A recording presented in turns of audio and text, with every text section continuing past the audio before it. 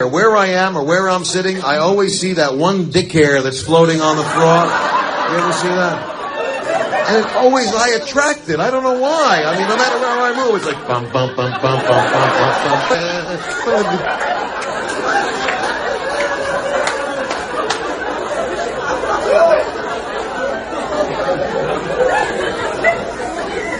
Not only that, you're in the locker room and, everybody there, so there's all these naked guys in there, and I'm not really homophobic, but, you don't want to look at some, everybody's making this intentional eye contact in the locker. Hey, how you doing? Okay, Yeah, so you can work out here a lot, and you want to look, but, it's like, and that one eye starts twitching.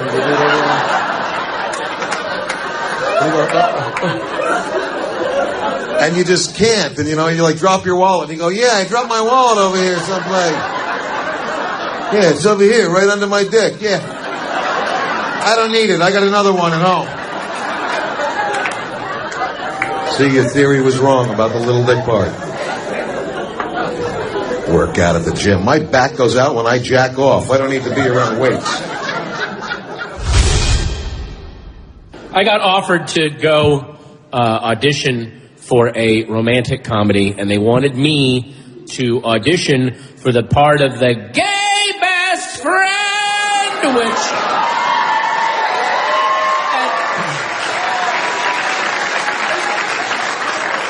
It's 2011. It's 2011. I may as well put on blackface and tap dance. That's how old that cliche is now. And I read the script, and every scene, it was every standard gay best friend. Like, I walk in and she's crying, and I go, oh, microwave popcorn and red wine stat. So, pointless. Now, I have a lot of gay friends, and a lot of my gay friends are idiots. Just like my straight friends. But in every movie, all gay characters are these magical, intelligent quip machines. Which, if you're gay, has got to feel really dehumanizing after a while. So I said, look, I will audition if... And then they heard my conditions and went, you're not doing this. I went, if I get the part, I want to play the guy really dumb. I want to be the first dumb gay best friend in the history of cinema. Like, I'll keep all the gay best friend rhythms. I just don't want to have anything helpful or intelligent to say. So every scene, I would just walk in and like, I've seen that look before, sweetie. You want to...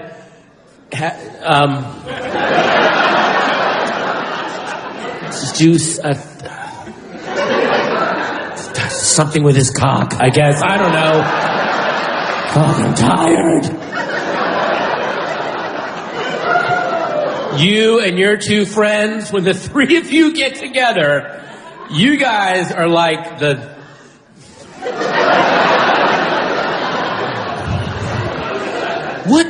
Who are the guys with the muskets? What do they call those guys again? Are they called musketeers? Was I that close?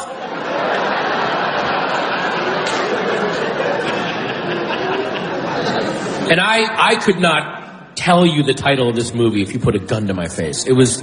Every romantic comedy should just be called Trying to Fuck. This week...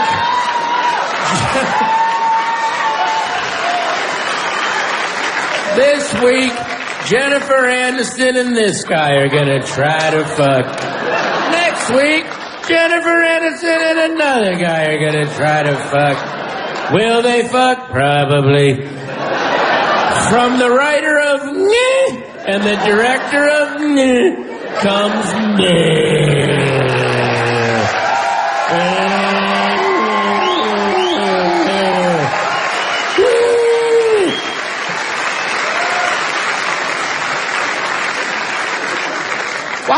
Why do they make trailers for Jennifer Aniston movies? They always make a set amount of money. What do they care? I would actually go see a Jennifer Aniston movie if she did a trailer and the whole trailer is 1 minute of a monkey shitting. That's the whole trailer. That's all it is. It just says this Christmas, Jennifer Aniston, and then there's a monkey in a Napoleon hat, and he's just for 1 minute, non-stop, just and not even like healthy turds either. That weird like intermittent diarrhea spray, like it clearly hurts, like the monkey's angry about it. So it's just like this, like the monkey wants to punch his own ass. He's angry at his own ass for shitting the way it's shitting. So Jennifer Aniston. Like, wow, we should go see that. That's, my God, what is that about? That's awesome. There better be more than 1 minute of that monkey shitting, though. That monkey better shit for 5 minutes. They better not have just shown me the best part of the movie.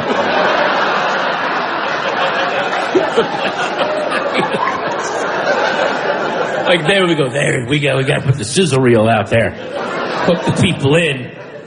Where's the angry monkey shit?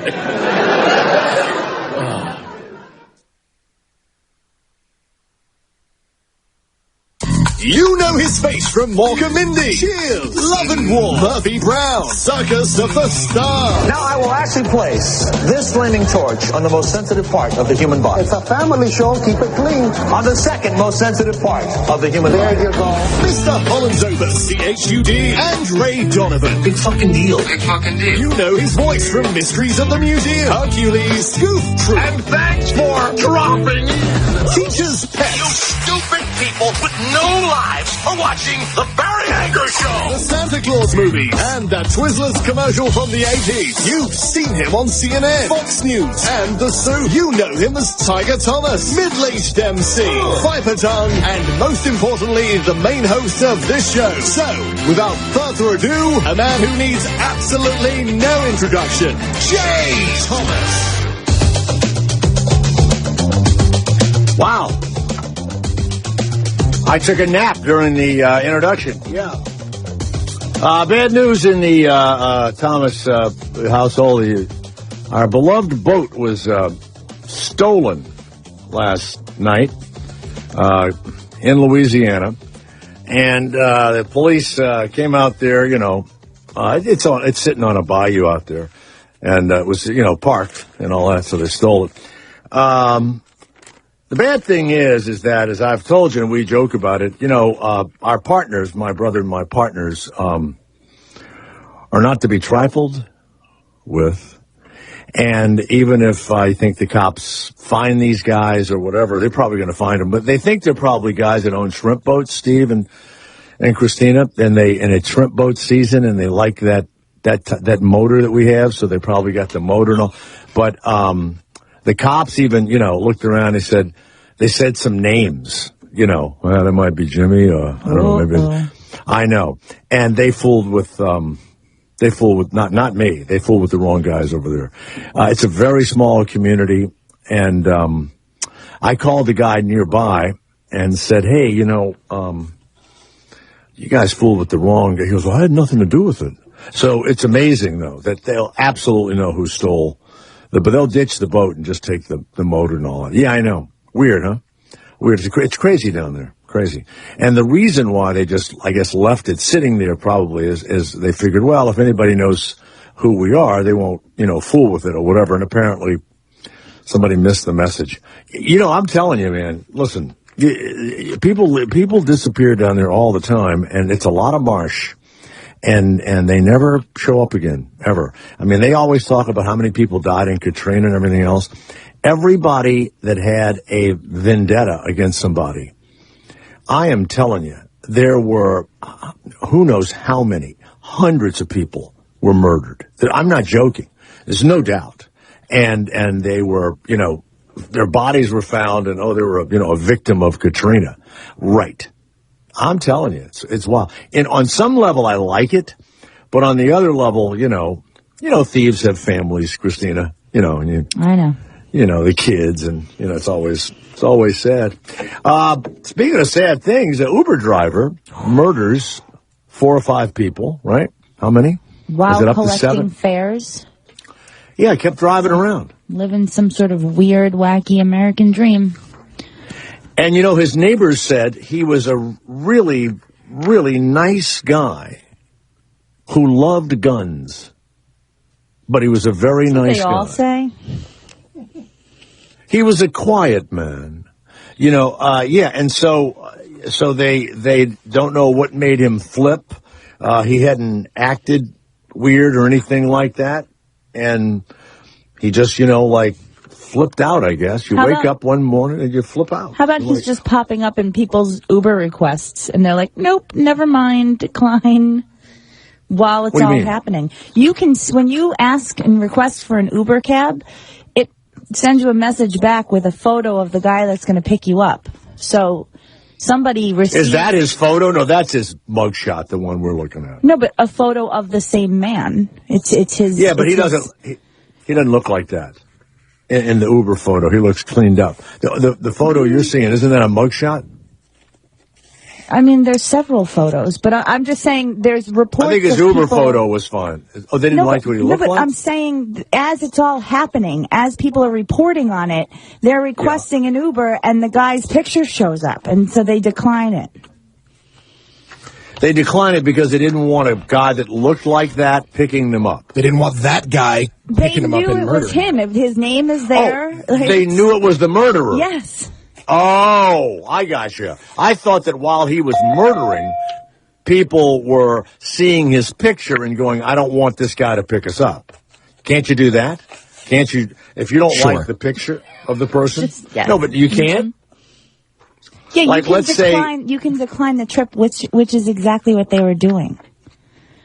Let's say you're in South Carolina and one of the governor Nikki Haley's parents is an Uber driver, and you see that it's a Sikh with the headdress on. You may not want a Sikh to pick you up because idiots down there, even though she's now a Methodist, think that those are terrorists. You know that, right? The people with the headdresses, Steve? Yeah.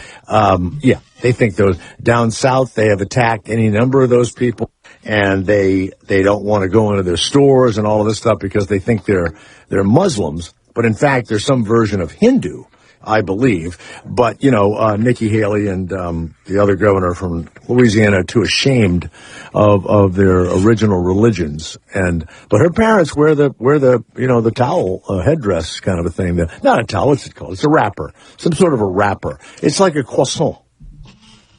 Croissant. What did you say the other day? Croissant? What do you say? Croissant. Croissant. Yeah. I'm so international. But anyway, so that's terrible, the Uber guy. And, it really, you don't want to blame Uber, but it's almost like Airbnb. You just seem to hear a lot of weird shit about those two companies, and it's because they're so big, and they say the guy passed the background test and everything, check, and all of that. And so, there you go. And sadly, people from 14 to 75. The weird thing is why do you think that just random people deserve to die? I mean, I would go kill specific people if I flipped out. You've got to have a checklist in your head of who you want dead. You have to. I know I do. I mean, yeah, when I read that certain people are dead, that's fine. It's good with, they haven't, a couple of years there, they were just dropping like flies and, just, reading the paper and drinking my coffee and just giggling away and scratching the names off the list. Some personal and some, international or whatever. But I would definitely, if I flipped out, maybe you're not supposed to. Maybe you don't have a clear thought in your head once you do that flipping thing. But he was able also to pick people up in between killings. Tony of Cleveland, you're an Uber driver. What's your take on this? I mean, you have lots of Uber drivers and all of that. No way to stop a guy like this. All over the world. One guy gives us a bad name. 99% of my rides are awesome. It's the 1% of the people that do want to, fucking shoot the head sometimes. For being obnoxious. But I work nights and weekends, and, it's the drunks that try to put you over the edge. But well, we had the woman in Miami, I believe, Steve, she's a prominent attorney or something or other, and a doctor tries to beat the shit out of the guy, and, I wonder what the fuck she was on. She did kick him in the nuts. Over the street. She kicked him in the nuts. It was disrespectful, some of these people. They're very entitled. Yeah. And, you know, we're offering a service, and we should be respected. Do you carry a gun in your Uber vehicle? I do not, but I know some drivers that do. Mm-hmm. I'm not really comfortable carrying a gun. Right. You're afraid that you might flip out and go take care of somebody? I would probably, if someone wasn't able to get it away from me, I'm afraid that I would kill someone. Right. I have a bit of an Italian temper, Jay. Do you have a list in your head? Let's say you did flip out. I mean, you're certainly not a person that would want to, kill anybody. Neither am I. But do you have a list in your head, if you did flip out, of people that you would just go get? Oh, yeah. Yeah, me too. I do. But, you know, some deservedly so. I would say all of them deservedly so. All the people on your list deserve to stop breathing. Deserve it. I got you. You know, it's a list of people who I feel wronged me. Right. And, you know, maybe a good ass whipping first, and then... An ass whipping, and then you make them stop breathing. Wow. Yeah, well, you know, the ass whipping didn't work. If it didn't make you feel vindicated, then maybe that would be the last resort. Yeah, you're the perfect kind of Uber driver that I certainly want to call and have, come over. Hey, you treat me right, and I treat you right, Jay. Gotcha. I can't wait. I can't wait to go to the Rock and Roll Hall of Fame. I'm a charter member. If I can find that card that I threw in a trash can, and I'll come and call you up. Tony, thank you very much. Uber driver. I appreciate you from Cleveland. I'll all over. Yes. Have they gotten rid of that Johnny Manziel that accused of slapping his girlfriend around? They got rid of him. I know we're not going to renew his contract, or his agent dropped him, and we're not going to continue with him. We got a new coach. Cool. Yeah. I believe we're going to go for a quarterback in the draft. Who's the new coach? What's the new coach's name? Who is Cleveland? His name escapes me at the moment. Really big name in the NFL. The new coach. He was an offensive. I think is the guy's name H-U-E, Hugh? Is that the guy? Yeah. Hugh what? What's Hugh's last name? Jackson. Hugh, H-U-E. I'd call him Huey, Steve. Oh, Hugh Jackman. That's what I thought he said. Why don't we hire an actor? And then no, not Hugh Jackman. Not Huge Jackman. Yeah. Huge. What's his last name? Jackson. Huge Jackson. Huge. Y-U. Huge. Huge. Well, good luck to you. Good luck to Cleveland. All right. Thanks, Jay. Have a great day. Right. Thanks. What else? He took fair out. You know what? That's going to be very odd when they interview the people that he picked up, because the cops are going to say, did he seem agitated? In between the killings. And then he was just sitting in a parking lot when they came to get him. He didn't try to kill himself or anything, I mean, of course that's insanity. And somebody must not be watching people at home. I think that if I was going to go get a gun at some point and go just shoot people randomly, I think somebody, if they were watching me at the house, would have spotted it. I think. I don't know. I've never thought I was going to. I wouldn't ever want to shoot random people. I mean, like this guy. We all have people that, and let me say something else. Just because we or other people or you think someone deserves to die, they do not. They do not. And of course, the list that I have in my head is just like gambling, Steve. It's just for entertainment. Okay. Just for entertainment. Right. Would never do it. Like the TV show. I would never do it. And the TV show, The Blacklist. In fact, my list is really a natural causes list. Does that make you feel better? Everybody who was worried, it's a natural causes list. Bernie Sanders, and I tell you this last week, he's already lost. He can't win, even if he wins primaries and everything else, because all of these super delegates have already said they're going to vote for Hillary Clinton, and unless something huge happens, she didn't even need to go from state to state. It's kind of like a moot point now. But now Bernie Sanders' brother has come out. Do we have any audio of this, or do I just read what Bernie's? Yeah. The brother wants class warfare. Does that mean he wants the rich people for poor people to attack the rich? Is that, I don't know, is that class warfare? Is that what it is? Something like that? Wants them to attack? I don't know. I mean, look what they did to those guys in, Oregon. You start fooling with people, attacking people. They come in with bigger guns, better guns, everything else. Now, in Ireland, I will tell you something. You know how a lot of these companies, I want to say that Google or somebody moved to Ireland, right? And the reason they moved there is that they didn't like, and we don't even have high corporate taxes here. They didn't like the corporate taxes in the United States. So they moved to Ireland, and a lot of companies move overseas, and they can save the U.S. taxes or whatever. I think it's Wales. Wales also. The people in Wales are really upset. Like if you make 40 grand in Wales, you pay about 10% in taxes. So let's say you pay 4 grand.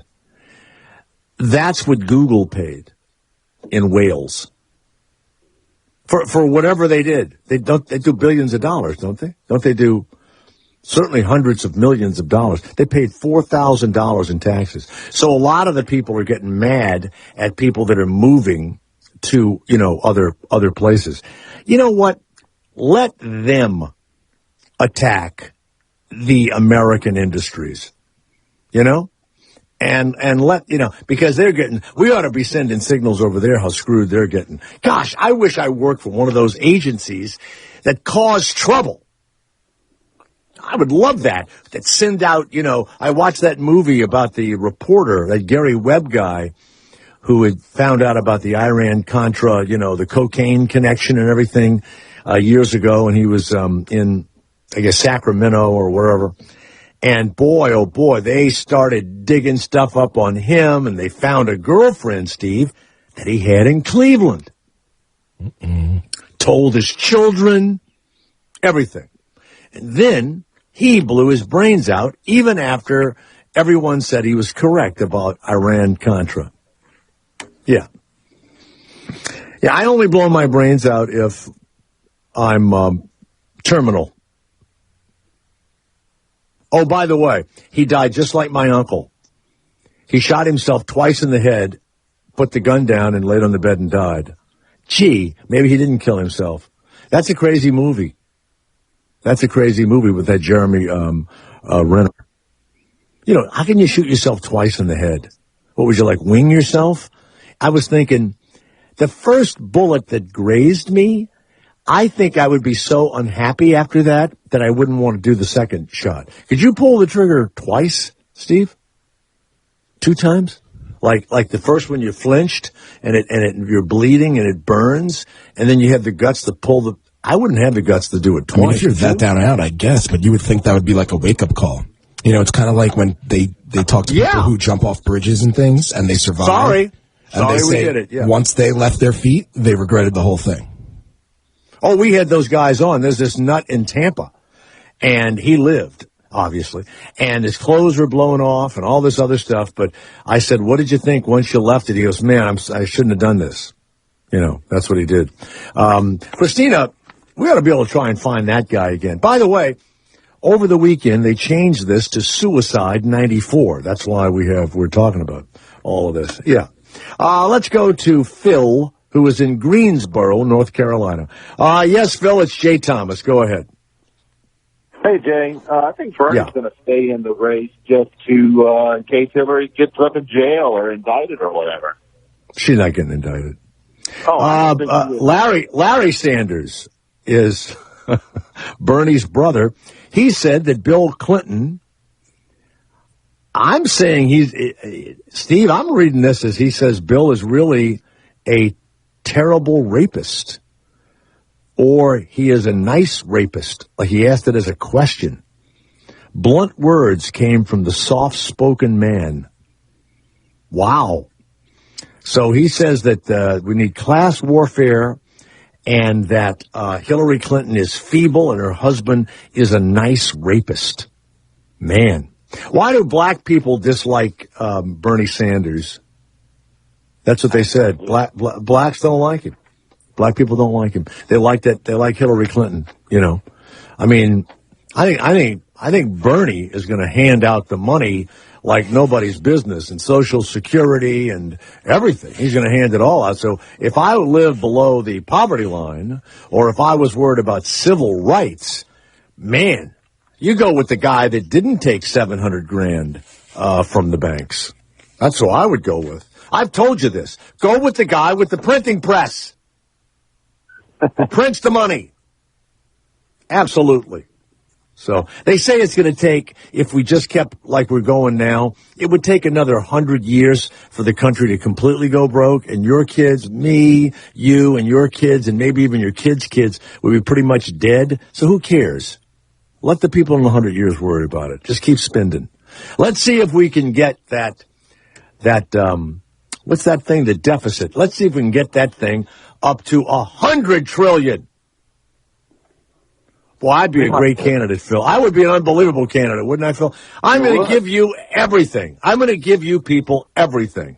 And we're going to ask the really, really, really, really, really rich people to let a poor person borrow their limo once a month. That's what we're going to do. That sounds fair. Yeah, we do stuff like that. It'd be like a borrow type of a thing, you know? So, all right. Thank you, Phil of Greensboro. Thank you. All right. Let's go to Dave, who's in New Orleans. Yes, Dave, it's Jay Thomas. Go ahead. Hey, Jay, are you in New Orleans right now? No, I'm going to be there in a few weeks, but no, I'm in California, actually broadcasting from our Hollywood studios, where I can still smell Covino and Rich's cologne. Oof. Wow. Sounds like a Hollywood gym. Yeah. How they doing out there? Does anybody know? They got jobs? Have the wives gotten jobs, or we're seeing them on TV or in the new Playboy or anything? Don't they have two hot wives? Those two guys? Yeah. Yeah, but I don't think they're doing anything more than they had been. Wow. Yeah, I like New York a lot better than L.A. as far as looking for work. You can really look for work in New York. In L.A., people just love to let you sit and wonder. Yes, Dave, go ahead. No, y'all were talking about the Adele situation on a Friday, and I know you guys were technically wondering what was going on. I'm a professional audio engineer, so I figured I'd try to... You're a professional audio engineer. All right, well, she was very upset, and she went to In-N-Out Burger and filled up, and then she said she cried all the next day. Explain what you think happened. Well, this is exactly what happened. The microphone inside of the piano fell on top of the strings of the piano. So when you're listening to it and you hear a kind of an acoustic guitar type of sound, that's not supposed to be there. But as a professional audio engineer, once again, it's a very psychological type of thing. So whenever singers start getting out of their zone, then they start getting a little pitchy. Sometimes she's screwed up. I agree with Christina, excuse me, as far as, she's a great singer. She's an amazing singer. But I think really, if she had just not said anything, I don't think anyone would really care. It wasn't like the worst performance ever, Are you calling from the bathroom of a recording studio right now? Because if you're an engineer, I mean, I'm in a a well-made studio, and you can't really hear the echo that I'm hearing from you. So where do you work at Cosimo's? No, I work out of my own studio in Louisiana. Okay. I used to live in L.A. as well, and moved back here and built my studio. But that's you need to record. You need to record an intro for the Jay Thomas Show. Okay? I'm going to. Singer. Absolutely, oh, yeah. Dave. All right, Dave. Thank you very much. Okay. All right. Yeah, next time I'm in New Orleans, I'll stay over at Dave's place. Let's go to Joe in Michigan. Yes, Joe, it's Jay Thomas. 855. 4 greats. No, that's wrong. 844-J-GREATS. It's the only way I can remember it. Or voice box 3476 Sirius or jthomasshow@gmail. I love the ones where you tell me to fire Shuley. I actually get more emails about poor Shuley. Go ahead. Joe from Michigan. I like Shuley. I like Shirley. Now, I was just calling to let you know that Pfizer out of Kalamazoo, Michigan, the drug pharmaceutical company, they're the ones moving to Ireland. Right, and then they're going to make, and then the people in Wales today were all upset. Yeah, they get great deals over there, but the people are paying more taxes than the American companies. Yeah, I was wondering about that. Like, we're always saying, well, they're moving overseas, and I'm thinking, well, if they're not charging them taxes, then somebody's paying for all the shit over there. They have free. It's like 15%, 15% versus 35%, I believe, is what it's going to. I got to tell you, I think if you move your office, if you buy another company overseas and you play whatever that game is, there's a term for it. I don't know what it is. It's like induction or something like that. I just cannot believe there's no law that stops you from being a company like Pfizer, which I think is an American company, and just moving your offices someplace and saving all the taxes. I can't believe that. That's ridiculous. Stupid. And all the jobs that are lost. Yeah. So I wonder if that really awful. Uber driver, I wonder if he worked for Pfizer and just got upset. Started shooting people up. Idea. Kalamazoo, boy, what a beside having a weird name, they're having a very bad day, the people in Kalamazoo. Yeah. All right, Joe. Thank you very much, Thank you. Joe. Yeah, bye. Thank you. Let's go to Joe of Georgia. Yes, Joe, it's Jay Thomas. Go ahead. Hey, Jay, I wanted to talk about Adele's performance the other night. Mm-hmm. She came on Ellen and she tries to blame the sound guys because the microphone fell over. That's such bullshit. She was struggling to hit those notes from the get-go. I mean, her voice was straining. She was working her ass off to try to... I think she caterwauls. I think she sounds like a cat being strangled, and I know everybody is... it's like Mariah Carey had the greatest, and maybe still does, 5 or 6 octaves or something crazy. And I know Adele is good. And I don't know a lot about music. She seems off key to me, Christina. She seems like she's not all there, and yet people can't buy. I think it's because she's overweight. I think when people see like a tub of guts who's successful, there's more tub of guts out there than there are thin people, so they go for the tub of guts. That's what my by the way, it's called the tub of guts theory. The tub of guts theory, I've heard that. Yeah. But my mother was overweight, and she was an opera singer for years, and was really good at it, and could hit the notes like nobody's business, and it was effortless. And her singing that night, I mean, she was struggling. You could tell it right from the start. So you know good opera, right? I mean, you were raised with your mother singing some of the great operas locally, or was she a professional or a local? She started when she met my dad in up north. She was in school to take voice, and she was getting ready to try out for the Metropolitan Opera, and she met my dad. This was back in the mid-50s, and your dad gave it to her so good she gave up her singing career, man, because I think he knocked her up before they got but he was a conductor, and so they met and they hit it off, and he followed her to New York City and all this, and they had a quick romance and got married and lived in New York City. But she never did get to try out for the Met because she got mono the week that she was supposed to try out, and she never went. Right. Joe, hold on a second. So since Steve, would you cue up an opera that people? Here's that weird thing. Somebody dies that half the country thinks is a complete, over the top, strict, constructionist, this guy, Antonin Scalia. And now everybody is saying he was the kind grandfather and all of that.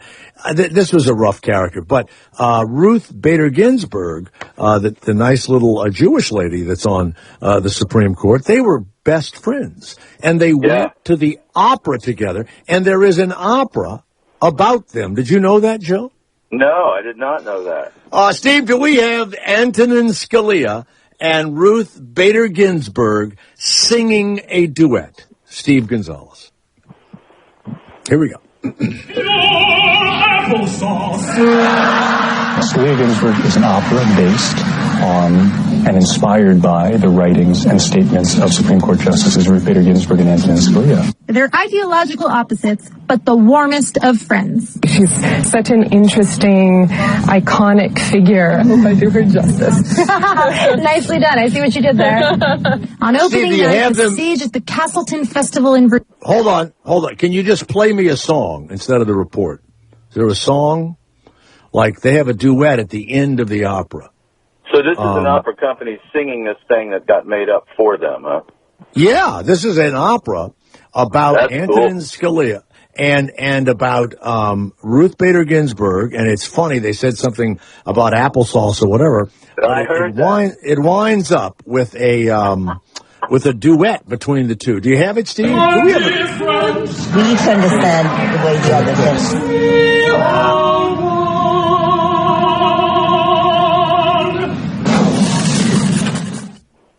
All right, you know what? We'll find it. I just want to get that report out of there. It's probably on, but it's a. Steve, I've heard the whole thing by itself. Just the duet. We'll look for it. All right, Joe. Thank you very much. And your dad was a conductor with the stick and the whole thing. What is he doing when they move the stick? They couldn't play without the guy with the little baton. They couldn't play without the guy with the. You cannot play. No one will play a note without the guy with the stick. No. I don't get that. I mean, they have everything in front of them. They've played the song a million times. What I mean, you mean the moving of the hands and pointing toward the drum and all that? They couldn't do it. Well, you know what? My dad always insisted that a really good conductor was a really talented guy, and most of them can play pretty much any instrument on that stage if he's really good, experienced, and the real thing. A lot of them are bullshit. Like the guy he worked for here in Atlanta for years that he did not like, and there was a lot of politics and my dad ended up playing second violin by the time he retired, was sitting all the way in the back because he wouldn't put up with everybody's bullshit. And plus he led the Atlanta Symphony on like 4 strikes. So.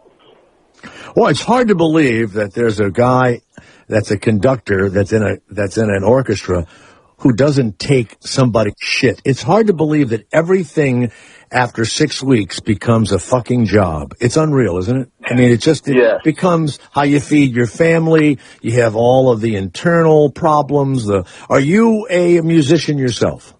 As a hobby, I play drums and sing in a cover band here in Atlanta called The Regulators. Okay, well, thank you, Joe of The Regulators. Thank you very much. Thanks, buddy. Wow. Yeah, Steve, if we ever find it, just let me know. It's just it's a duet toward the end. We must have an opera channel, right? We have to, because they had an opera. Who was that woman that married the billionaire guy? She was the stripper from Texas. She married the guy Marshall, the big blonde. She had 3 names. She was like kind of funny from Texas. They made an opera out of her life too. Anna Nicole Smith. They made an opera out of her life. And it's really odd, and you'd wonder who goes to it. I don't know. And it sounds weird. Tim of Dallas, it's Jay Thomas. Go ahead. Hey, I'm just weighing in on this whole corporate, taxation thing. Yes, yes. I don't know where people think the money comes from. I mean, so we can go to the corporation and say, hey, corporation, you're going to pay more taxes. Yeah. And just so that we can give the government another $500 million, they can put on a plane to Afghanistan and then find out lose it, or we can say, you know what, we're going to go hire another 5,000 people and give those people jobs they wouldn't have had. Sure, they're going to pay personal income tax, but at least they're going to have the job to pay it from. I mean, I don't understand where these people think the money comes from. Well, the other thing is, I live near Vandenberg Air Force Base, and they're always launching rockets. The other night, North Korea launched a rocket that went 123 miles, okay? And then Iran has a rocket that goes from where it is to 2 blocks away or something like that. We let go an ICBM, an intercontinental, ballistic missile. We launched it from Central California. And it went to the Marshall Islands, which is past Honolulu. I mean, it's a 6-hour plane flight, right? So it's got to be, 3,000 miles at least. Went like 4,000 miles and landed right on its target, right? It was just a practice missile. $120 million every time they do that. I know. And so I'm looking at it and I'm thinking, here in California, with all of the peace and love and all that shit, that's one reason why they don't stop doing this shit, because billions of dollars are here building useless shit that we are never going to fucking use. I mean, if we were to launch a huge rocket against China or whatever, we're dead anyway. We're all dead. Dead. Yeah. We don't need a rocket that goes 4,000 miles, 5,000. I mean, that's really, that's such a waste of money, I can't even tell you. It's like they interviewed the Air Force, general, and they said, well, what will we use this for? And he goes, well, in case we were, who's going to do that? When's that going to happen? Isn't that 120 million? I think they launched like 4 or 5 of them, in the last couple of months. And they just crash. They don't have any, any payload in it. It is odd, isn't it? 120 million. I could burn $100 million if they want me to. I mean. Yeah. It is really odd, And by the way, I also was looking at everybody that's fighting in the Middle East and all. That's the number one job now, whether you're fighting for us or a government or the enemy. It's the highest paying job. It's the highest. So why don't we it's unbelievable. It's the highest paying job in many Middle Eastern countries. We should raise the corporate tax rate and have less people have jobs in America so we can put more people fighting people over in the Middle East. I think that's great. I don't know what you're talking about. Fine with you. All right, thanks a lot. Wow. Ted Cruz has spoken out against gluten-free diets. Now, this, I absolutely agree with him, but I don't think it belongs in a political campaign. That's why the last thing any commander should need to worry about is the grades he's getting from some plush-bottom Pentagon bureaucrat for political correctness or social experiments by providing gluten-free MREs. He's against that. Only 1% of Americans suffer from celiac disease. Now, wait a second. Sorry, he says, we don't want you in our military. Okay. He's exactly correct. Sadly, my wife's sister died of celiac disease. And it was at a time when they weren't sure what, it's the inability to, digest wheat, so they keep feeding the kids and everything else. And then, finally they figure out the cure. And if you haven't gotten too sick, that's it. But, Steve, have you ever had gluten-free bread? Have you ever tasted it? That takes the gluten out of it, which I think. Probably, but not on purpose. And it's bad. Oh, no, you would know. And I probably was like, really what is this? And I just put it down, thinking it was just crappy bread. I love raisin cinnamon toast. If you want to get me a gift, just get me raisin cinnamon toast. Yeah. I mean, I have trouble not eating the entire thing. So the other day, my wife, they're gluten-free because they've got the thing in them. They have the celiac was in them, right? So I don't eat her stuff all the time. So the other day, there is, I can't stop. I'm like Ira around a penny slot. If I see cinnamon toast, I go to it. If I go to, one of these roadside places that has grits and has eggs with cheese mixed in, and then there's cinnamon toast, like the Waffle House, cinnamon toast. Oh my God. So I ate some that was gluten-free. It was horrible. Absolutely awful. It was, it's stuck. So I got rid of it, and I went down to, like some sort of a health food store, and I said, do you have anything? I want the most glutinous raisin toast you have. And he took me in the back, and he got me these giant, thickly sliced gluten plus cinnamon and raisin. You don't bread. hear that this day and age. Gluten plus. I've gained 3 pounds in the last month. I've gained 3 pounds. I know. And I think Ted Cruz is correct. But why he's bringing this up now, And the political correctness, that's the number one reason that people say they're voting for Donald Trump. So the thing that people are angry at him about is the number one reason that a lot of people vote for him. The shit he said about Jeb Bush destroyed that guy. Absolutely. Did you see this guy slink out of South Carolina? It was horrible. And you know, when you're really tall and you slump forward, Christina, it makes it makes it so much worse. He even got contacts because Trump said that his glasses made him seem weak. Oh my God. And I love when he talks about Rubio because he sweats and he goes, I'm melting. Oh man. Yeah. And then Bernie Sanders, it makes me mad that Hillary's got it all tied up already, you know. Really, you know, something. But, you know, we have time for Bill to do something. You know, Bill Clinton, if I was in Bernie Sanders' camp, I mean, he's not this kind of guy, I know I could find shit out about Bill Clinton. I don't think he can keep, even though he looks ill, I don't think Bill Clinton can keep his dick in his trousers, even if he's wearing Depends. I'm not joking. I think if he has bladder problems and can't hold his mud or whatever the reason is for wearing Depends, I think Bill wants to whip that thing out a lot. Okay? Christina, you and I together could find out. We could find out something. I'd send you as bait. What do you think of that? I would swear that. You sure that's a good choice? I would wire you. I got a cigar. Bill and I would be sucking down cheeseburgers and nothing else. No. I would have you work for a pizza delivery company. And the one that he works for, we'd infiltrate it. And then we'd wire you and the pizza. Oh, yeah.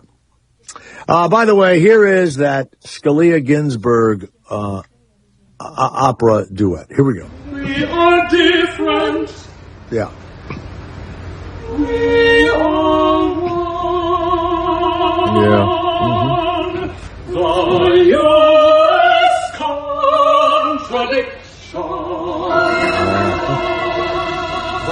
Attention we adore. Oh, yeah. Separate strands unite in friction. Good God. Protect our country's core. This strength of our nation. Who could sit through this?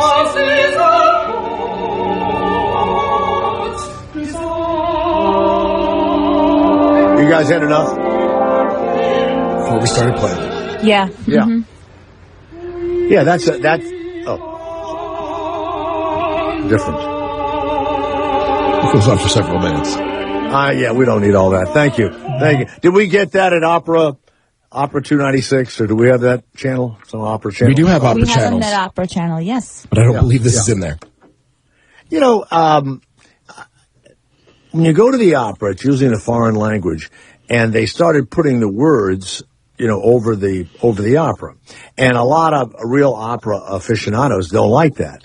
What's weird about it is it's distracting because it's like at Jimmy, whatever it is, Dallas Stadium, right? With this television screen right in front of you. You don't want to look down at the game. You want to look at the thing that's sitting, you know, right at eye level.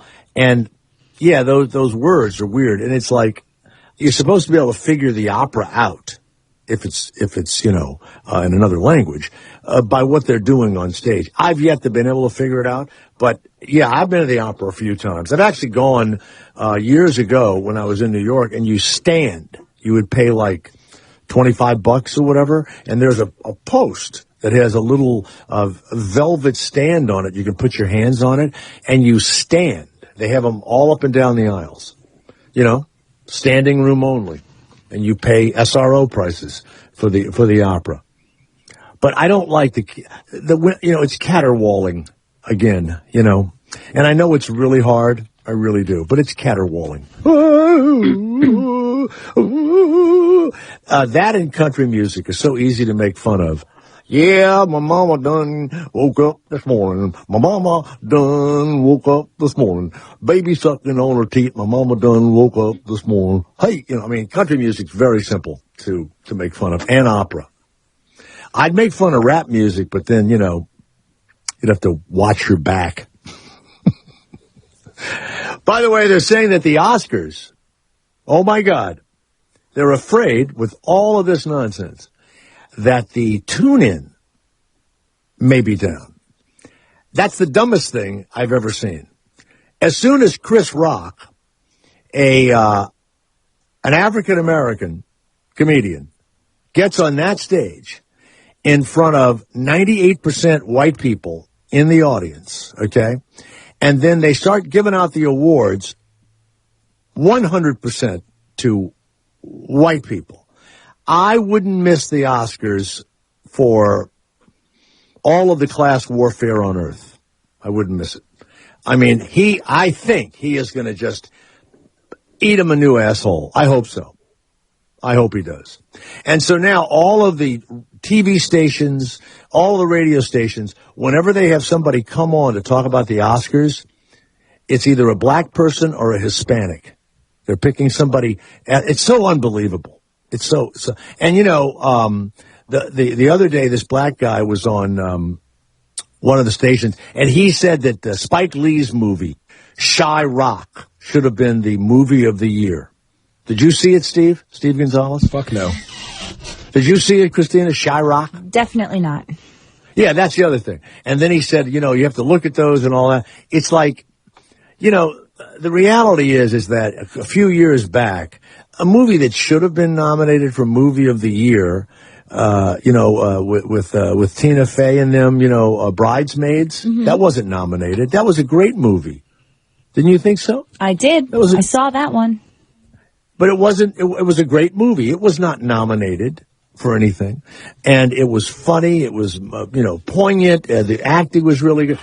How about 40-Year-Old Virgins? One of my favorite movies with a prominent black actor in the film there was Steve Carell. That was also not nominated. Just the scene alone when they waxed the hair off of his back and chest. That's Academy Award right there. He actually had them do that, by the way. If you rewatch that scene, they actually did that to him. And they used the Asian woman there. She is reacting in a real way to Steve Carell's, cursing and everything else. Yeah, they never picked those. What would be one this year that everyone, Trumbo is absolutely a terrible movie. The only reason why it's nominated, it's about a guy that was blacklisted. Well, every now and again, somebody makes a bad blacklist movie and somebody makes a bad Holocaust movie. It doesn't happen often, but you don't have to nominate them just because somebody decided to do some, socially relevant film. And I'll say it again, Bryan Cranston did all this stuff with Trumbo's voice, and he talked like this. And then at the end of the movie, they play Dalton Trumbo, the writer was blacklisted, and he talked like that. And it's like, what's that voice you were doing? What, did his voice change, after he was blacklisted? Let's go to Dominic of St. Louis. Yes, Dominic, it's Jay Thomas. By the way, $120 million for a practice rocket the other day. 120 for a practice rocket. 10 of them, $1.2 billion. $1.2 billion. If you think that's funny, I can't tell you where I work for or who I work for, but we do a lot of stuff for the defense industry. Yeah. We charge, and I'm not fucking kidding you, we'll buy a screw for $3 and charge the U.S. government about $3,000 for it after we pay it. I have read this. What is that? I don't quite understand. Like you'd buy a hammer at Ace Hardware for like $8, and then that hammer gets into the government whatever, and it's $1,000 hammer. What? I don't get how that works. I don't get it either. Here's another example. We bought some wrenches, some Snap-on. I'm sure you heard of Snap-on. Oh, I love Snap-on. That's my favorite company. They're about $14 a piece. All we did was take the Snap-on logo off of it and put a government part number on it, you'd charge them $900 a piece. Who, I thought that they had rooted all that shit out and stopped it. No. What is the reason that your company even says to itself that they do this? Because there's money to be made, and they're going to spend it anyway. The government's going to spend that money anyway, so they don't want their budget cut. They got to spend it somehow, some way. So you mean to tell me that your $12 or $15 wrench or whatever, what's it cost to put the government logo on it? Well, what we do is we'll strip the snap-on part number off of it. Oh, you got to strip the number. Okay, you didn't tell me that. Yeah, we got to strip the number off of it and then re-chrome it. Ah. So, it probably costs around, $200 to, get everything done to it. Then we turn around and charge them about $900 for it. Why don't they just use the snap-on? I have no idea. I thought when that job came across my desk, I was like, you got to be fucking kidding me. Wait a second. What they don't want? They just want the U.S. government stamp on it. And why do you have to chrome it? Is that to make the logo fit or something? I have no idea. There's a pretty big aerospace company that's based here in St. Louis. You can probably figure that out. Yeah. Wow. But, okay. Yeah, it is odd. You know what? These are the things I fucking hate to hear. I absolutely, because, they don't stop and they write reports about them. It is terrible. I'm sure there's almost enough money out there to, pay for people's insurance or Social Security or whatever. And they don't seem to be able to get a hold of anything. I'll tell you, if Donald Trump becomes president, and I mean this, I think we would see his buddies and corruption like you've never seen before because he won't know where to look. Yeah, he won't know where to look. We made gas caps for the Abrams tank. It cost about $600 to make. Charge of $7,000 for a gas cap. For a gas cap. All right, hold on a minute. There's Dominic of St. Louis. Bill of South Carolina, why are these tools all the way down at the bottom? Why are these tools so expensive? Well, it's pretty simple, actually. The government has a purchasing system where they do not want to buy normally from large companies. They try to buy from small companies to promote businesses that are the mom and pop businesses. I was in the military for 20 years. Mm-hmm. They don't like you to buy from one big major company. They want to promote these smaller businesses that exist. Yeah, that's why when we build an airplane, we build half of it in 3 states, the other half in the other 4 states. It's all Congress and shit. Wow. No, wait a second, Bill. Why would you pay $900 for a wrench that they've taken a logo off of, and it's cost them another $100 or $200? Why do you pay that stupid amount of money? You have to, because that's the purchasing rules that have been set down by Congress on how the military has to do things. Now, some tools, there are certain tools that are manufactured for a specific purpose. One of the jobs I did, we had tools that had to be made of brass because of you don't want anything that will cause a spark when you're working around high explosives. Yeah, that I get, but hold it a second. This guy's telling me that he makes the shit and he thinks this is way out of line. And what are you, Bill? You're like defending this? No. I think the purchasing system sucks, and I worked in a shop. How much money did you make when you were fucking Americans out of their money with a goddamn $1,000 saw? Huh? One of those jigsaws. What did you charge for that? Huh? Huh? It is. God damn it. I wish I was in Congress right now. I would have your fucking ass, and you better not throw that goddamn the fifth dimension at me. That's a singing group. What is it? The fifth. I take the fifth. Is it the fifth? I take the fifth dimension, Steve. Up and away, my beautiful balloon.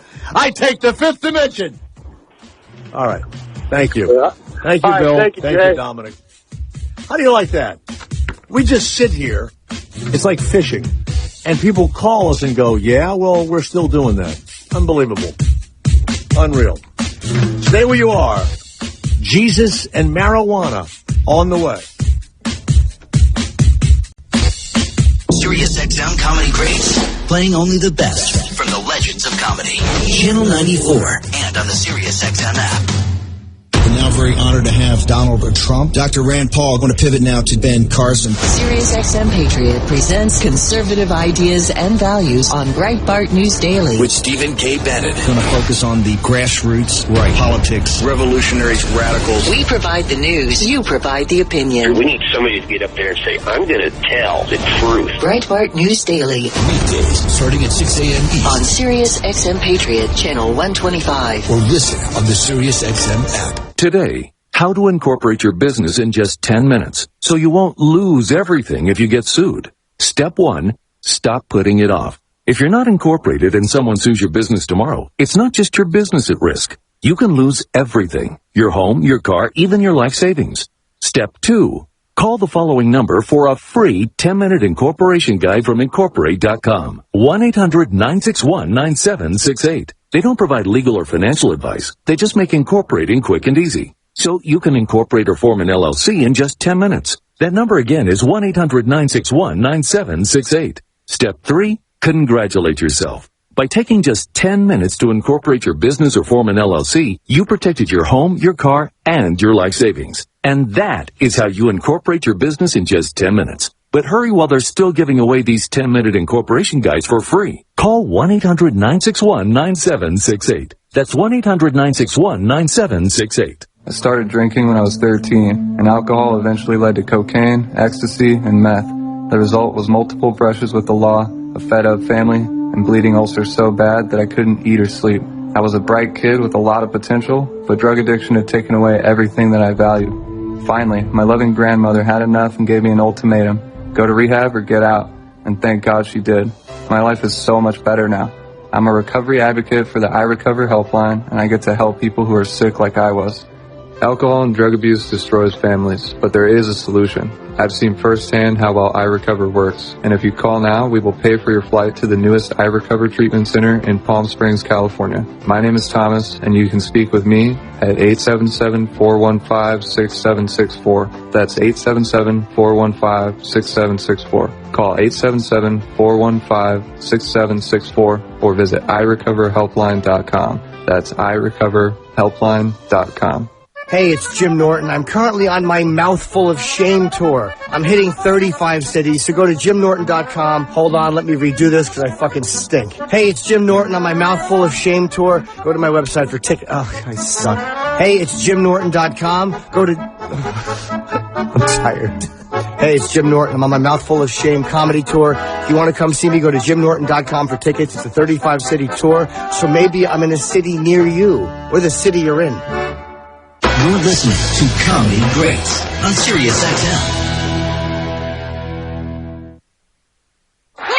Hot 1, Hot 2, Hot 3, Hot It's Jay Tiger Thomas. Live and uncut on SiriusXM Comedy Greats.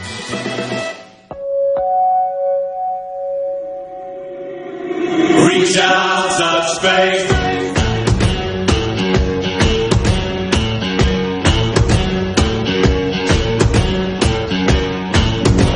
Let's go to Chuck, who's in Ohio. Hey, Chuck, it's the Jay Thomas Show at 94 Comedy Greats. I'm good, thank you. Go ahead, Chuck. Yeah, that idiot you were talking to about saying he's taking the snap-on stuff off of those wrenches and putting the government logos on there. If he knows anything about that, he's full of shit. Because if he works in the plating industry, he would know why they plate those wrenches. Why do they do that? They do that to keep the bare metal from corroding and rusting. A lot of times they use a nickel cad is what they call it. It looks like chrome, but it's not chrome. It's actually nickel. So then you sell it back to the government. And then you sell it back to the government. Yeah, that's what they do. But yeah, if he didn't know why they did that, he does not work in the plating industry. He doesn't know what the fuck he's talking about. What did you just make it up? You think he just? I think he did. I think he just called to fucking try to make a statement. Maybe he's a dumb plater. He's a guy that plates, but he's just dumb. Doesn't have any idea. I worked in the industry for 10 years. I know why they do it. They go through an acid bath. They take all any kind of negative, chemicals or anything that's off the metal, and then they go into a nickel cad, plate to where they actually get plated. So, yeah, that's what they do to them. You guys in the plating industry, do you ever rewatch Goldfinger and the woman's covered in gold, and you guys masturbate when you see a human being covered in gold? Not plate? myself, but I'm not going to say no one hasn't. Oh, a lot of people have done that. All right, I was just checking. I knew some guys in the plating industry. Thank you very much, Steve. All right, thank boss, you. Have a good day. You go to plating. Go hashtag plating turns me on. Let's go to stonerjesusbiblestudy.com and Deb Button. Deb, welcome to the Jay Thomas Show. God love you, and where are you calling from, Deb? I'm in Centennial, Colorado. Wow. And so tell us, there are people that said that many people thought that certainly Jesus and the apostles, hashish was pretty prevalent back 2,000 years ago, and it wasn't considered a drug or anything, but, some of the miracles, perhaps, some of the things people saw might have been heightened by that. Is that a part of your stoner church or your stoner? Well, yeah. I mean, I wouldn't be opposed to that idea. I mean, I think that's certainly a possibility, knowing the spiritual component of weed. Yeah. Yeah. When you say the spiritual component, I do know this, that you'll smoke some pot or take an edible or whatever, and then you do have thoughts and things come to you, but that's our own mind being opened. I don't know that it's a spiritual thing coming from outside of my own. Oh, right. psyche. No, I would agree. Right. So no, I'll make a differentiation for you. I don't think it's that you're more open to communication, but right, it unlocks your inhibitions, which in our typical realm, we aren't very spiritually minded, or we don't feel very spiritual. But scientifically, cannabis does allow you to feel more spiritual because it's releasing your oxytocin and your dopamine levels. So I think, I'm not arguing that you're seeing things that other people can't see. I think you're just being more of yourself. Right. Now, how long have you had this? It's basically a marijuana Bible study. What are you officially calling it? It's the Stoner Jesus Bible Study. The Stoner Jesus Bible Study. And how long have you been in operation? Since May of 2015, so a little less than a year. Okay. And you were a smoker before that? You were an imbiber in marijuana? No, not very long before that. I was a traditional churchgoer for pretty much my whole life, but it felt really disconnected over the last few years. I mean, even actually most of my time at church, but particularly the last 2 years, I mean, I think I just decided, I'm going to church because society tells me I should go to church. Right. I'm a very spiritual person, but I'm not getting anything out of it. I'm not feeling anything. And that was kind of disappointing. So it's not like I gave up my faith, but I really hadn't rediscovered a way to express it again until I started smoking cannabis about a year ago. You mean before that, did you smoke in high school or college? A little bit in college, but that's about it. Right.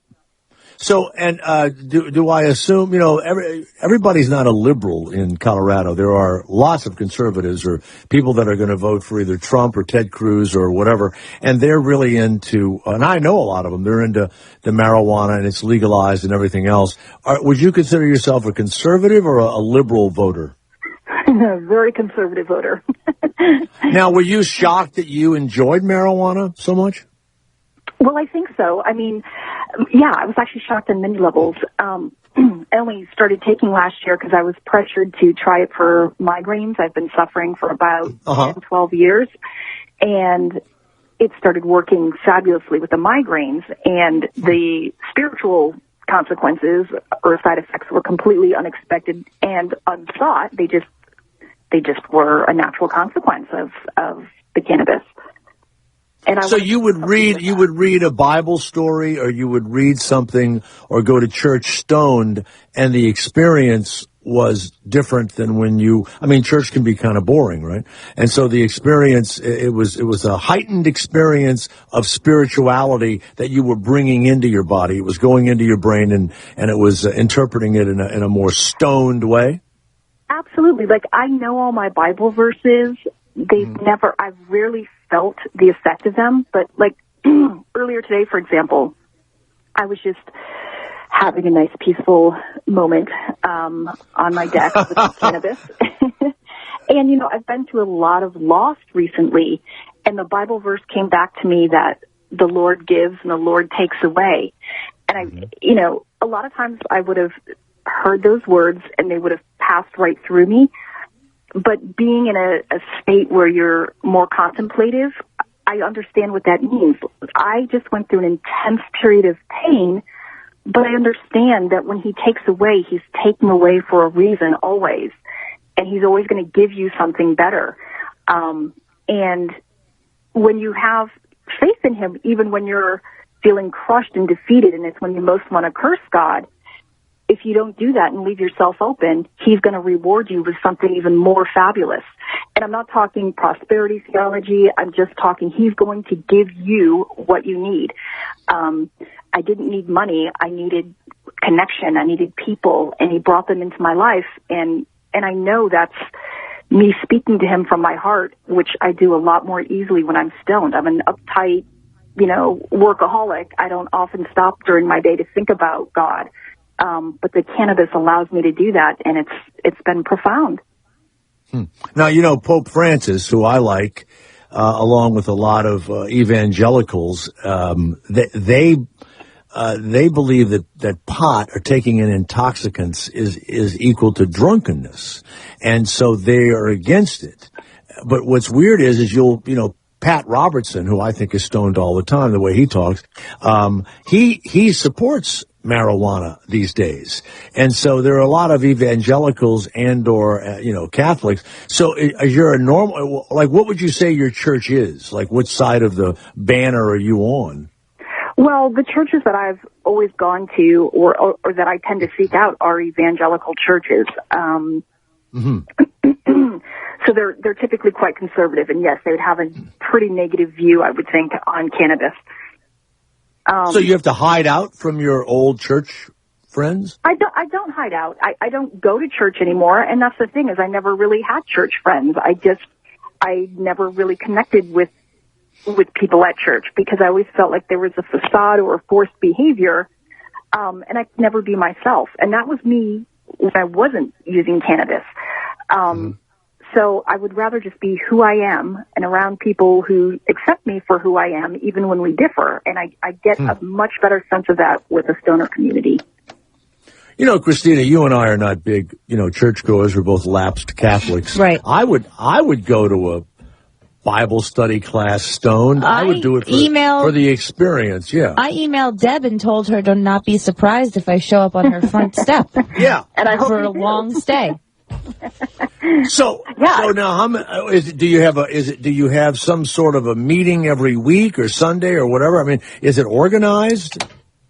It's loosely organized. So we meet Thursday evenings. Well, of course it is. You're all stoned. That's why it's loosely. Yeah, of course. That's why we're interested, Deb. Yeah. we're best. I don't know. Yeah. Show up whenever. But you know what? Yeah. You guys kind of hit on something else that I find really important about this is you both said, hey, we're lapsed Catholics and we would go. And that's the whole thing. And when, a lot of Christians get upset with me, my take is, a lot of people are coming to our Bible study that simply won't go to church because they don't like your judgment. They're good people. They enjoy cannabis and yet they feel like outcasts. And, we've had plenty of, gay people come to our study as well who aren't even necessarily cannabis smokers, but they're like, we just knew you'd be accepting. Not yet, they're not. That's what the church is supposed to be, is accepting. I'm like, these people aren't being reached, and there's a huge spiritual thirst out there, and it's not being met. And I don't see cannabis use decreasing. I see it hopefully increasing and reducing the use of alcohol. So you light up a year ago, and I'd love to have been there. You light up for your migraines. Your migraines subside almost immediately. You start thinking about the Bible, And so you've, like, I mean, really, you've been transformed. Like, we've been smoking for a long time, everybody around here. But it's like you're like a newbie in this. I'm totally a newbie. Have you lost friends over this? Have you, children or husbands or boyfriend? Who have you, do you have children? Do you have kids? Boyfriend. Really? Lots of friends. Yeah. Really? He took everything away from me last year. Oh. Everything. You're better off without him. That's no real friend for you. God took everybody away from you, or your husband did? No, I think God did. I think God is reworking my life. I think He's showing me, and I think that I don't know that I would blame God on a negative like that. I'm not blaming in a negative way, and that's why I led with that passage. He gives and he takes away. He takes away for a reason. I'm not trying to go totally Job on you here, but I think towards the end of last year, he gave me a lot last year, and he took it all away at the end of last year. And and I really sat and reflected for several weeks as to, is this a consequence of me, promoting cannabis and spirituality? And I said, no, God, I really don't believe it is. And when I said, I'm going to love you no matter what you take away from me, and I'm going to praise you no matter what you take away from me, as soon as I did that and I released that pain and forgiveness in terms of me just not knowing where to direct my anger, he's blessed me threefold from what he took away last year. Wow. Now, if people live in the Colorado area, where can they go to find, this spiritual enlightening with marijuana? What's your good website, or where do you want people to go? Is there a building or somewhere we could send them to? Is there a? No, we meet all over. We'll go to a bar in the worst parts of Denver, and we'll talk to people. We'll go to coffee shops. We'll meet at my house. But yeah, I have a website, Stoner Jesus Bible Study. And we announce where we're going to meet typically every week. And, Do you have a camp, a summer camp? We do. We're going to run a summer camp this year and hopefully have some great connections with people. Christina, I might have to get you a little, how long does your camp go? Send her to camp. Yeah, I can send you to camp if you wanted to go for. Now, would she have to be listening to a whole lot of Bible study, or could she enjoy her pot and just kind of, veg out in the corner? She can veg out, she can play Frisbee, she can come sing around a campfire, she can participate in a conversation, we can go on hikes. I mean, that's the thing is, church, there's always, let's kneel now, let's take communion now, let's pray now. Stand, sit, kneel, and we do what we feel God is calling us to do. And some of us are probably going to be talking in small groups because that's what somebody needs. And somebody's going to worship God through just interacting in a good Frisbee game together. But no, nobody has to do anything. It's just you're around people who love you, and if you want to talk to them and if you want to explore your spirituality, we're here. And if you just want to chill and be around people, that's fine too. Is there someone right now somewhere going, oh my God, my ex-friend, my ex-wife, my mom, she's gone berserk. She smokes this pot. She's completely berserk. She's religious, but she's completely nuts. She's talking on the radio and everything else. I mean, do you worry that there are people that you loved and admired and you're vilified by this? Yes and no. I don't anymore because I know in my heart that, and I've had to question it on every level. And, the one thing I haven't lost is my kids, because I was very, very honest in the beginning. I never tried to hide anything or make it dirty, but I said, you've seen me on narcotics and pharmaceuticals for my migraines, and they've stolen the last 10 years of my life. I'm going to try edibles. I'm going to take one every night. I just want to let you know right now. And I think that it's going to, if it works, I'm going to stick with this. Well, both of my boys have seen me on my pharmaceuticals and on the cannabis, and they much prefer the cannabis. I don't feel horrible. I don't walk around like a zombie after I take, a vasoconstrictor. I feel great. And so, I'll now just not use it medicinally. I do. Every night I take an edible. But, sometimes, since I can't drink alcohol because of migraines, if I want to use it recreationally or spiritually, I will do that now as well. And I'm not embarrassed about it. There really shouldn't be a stigma. And so, I just wish more people would try it. Could I smoke? Could I be naked at the camp? Could I smoke naked? Well, I think that might violate some other laws, but I personally mind. You keep yourself. Christina, what was your question for Deb Button, who's Stoner for Jesus? I had two questions. First question is the Stoner Jesus Bud and Breakfast. Is that located on the property of? Wow. Where would that be located, and how can I get there? I have two different locations, so you can go to budandbreakfast.com, and I've got two places up there. One is called Denver's Best Bud and Breakfast, and I think the other one is called Denver Hip Neighborhood. But those are two places on Bud and Breakfast. They're a startup out of Boulder that are basically the Airbnb of the cannabis industry. Mm-hmm. And, you can book right through them. Amazing. And weddings. You help facilitate cannabis-friendly weddings? We're going to do our first wedding this year. First cannabis-themed wedding, yes. With edible, we're going to replace the alcohol table with an edible table. And I guarantee you it's going to be a lot more fun and a lot safer than an alcohol wedding. You know, you got to be careful. You know, I've had some troubles. No, I'm not kidding you. I OD'd twice on edibles because they hit you like an hour later or 45 minutes later. Right. You do have to be careful as a new. You have to have somebody there. Are you an ordained? Have you gotten ordained, or do you need anything more than? I am not ordained. Get the marriage license. I will be marrying people, but we have an ordained minister in our Bible study that can do that. Mm-hmm. Is his name Dave? It's Greg, Pastor Greg. Pastor Greg, of course.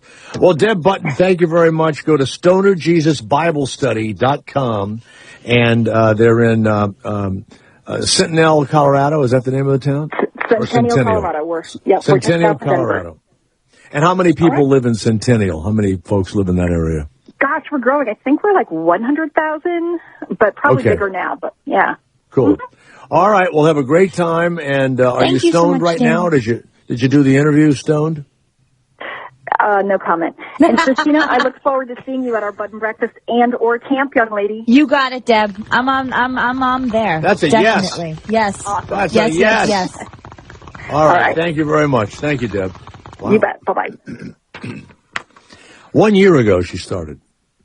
You know, the thing I do worry about smoking is I do wonder with the effect it has on lungs. I really do. Because, you know, when you clean a pipe out and there's all that shit there, my brother owned a drug testing business for years, and he said, he goes, he thought that one marijuana cigarette was like smoking 20 regular cigarettes.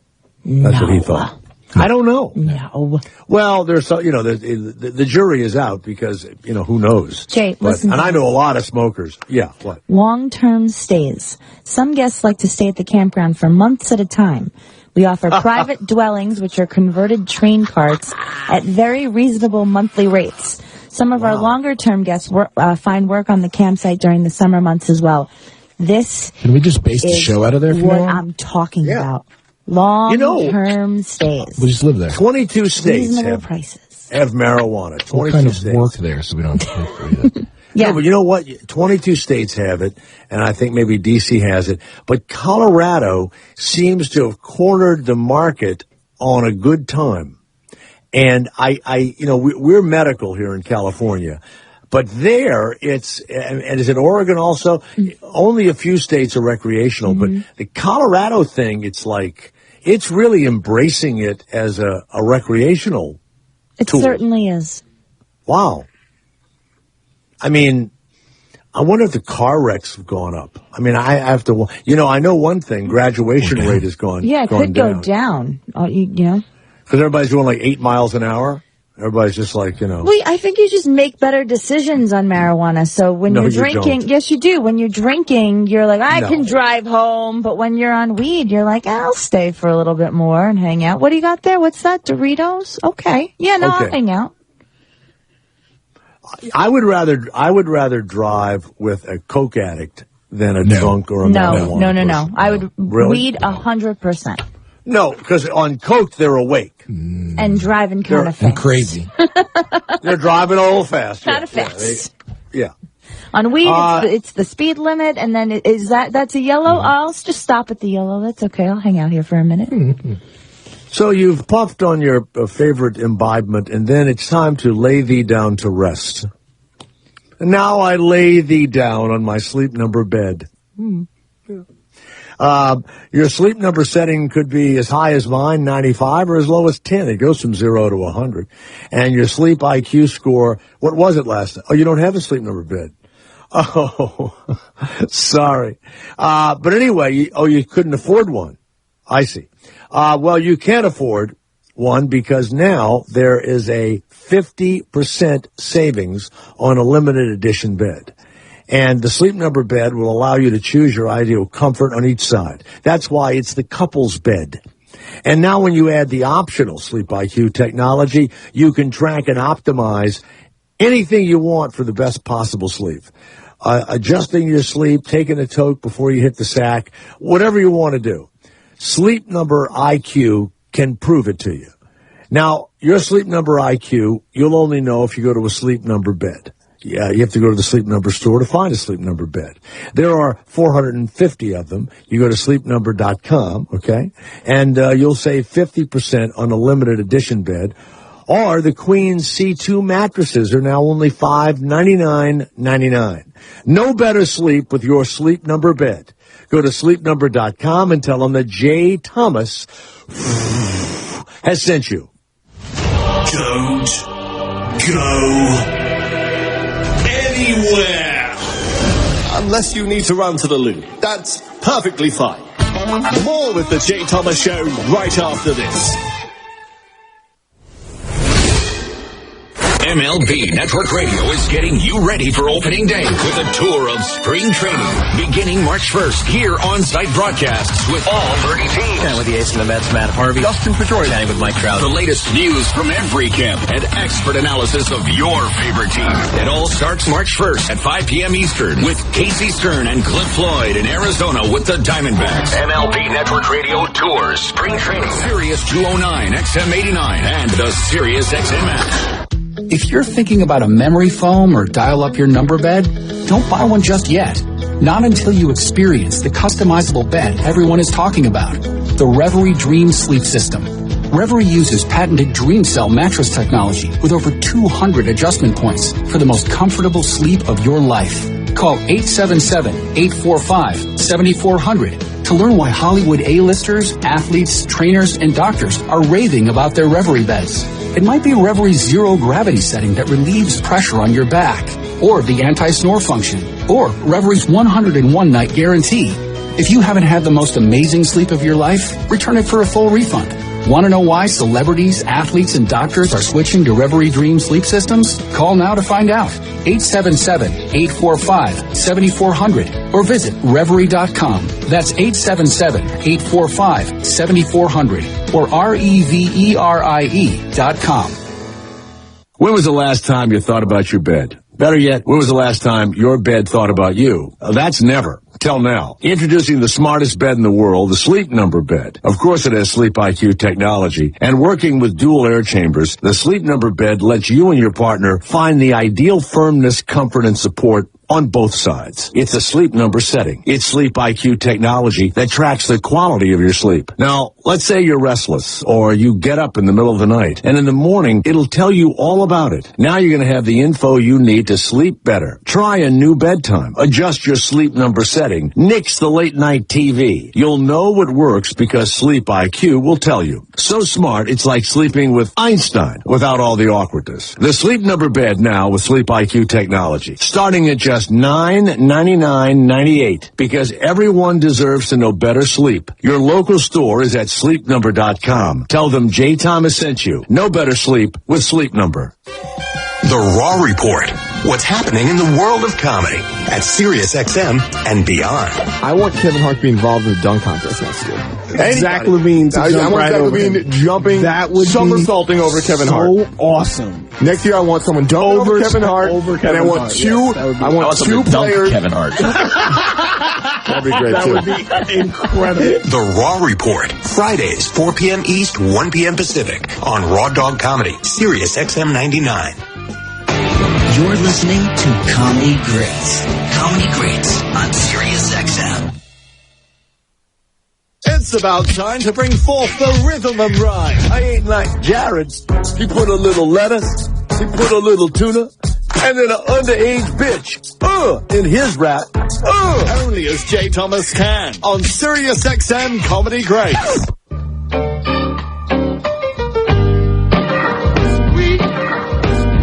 Sounds so soulful, don't you agree?